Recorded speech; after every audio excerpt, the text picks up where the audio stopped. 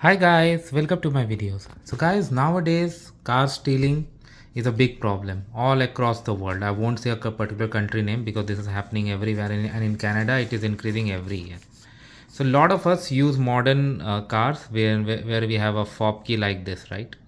So guys, you know that what modern thieves do? They do have devices, and if you keep this fob key very near to your door, they can catch the signal and make a duplicate copy out of it.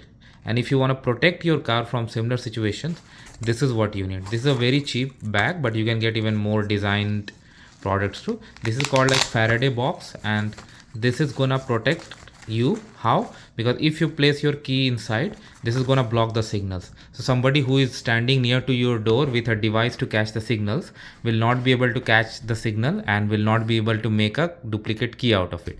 Again, in order to steal cars, there are many methods, but this particular method will not work if you use this. And this doesn't cost much. Like I got this from Walmart in just $7. So you can also get your own, and then this may protect you, right guys? So thanks for watching this guys. Please subscribe to the channel. Thanks for watching this video. Thank you.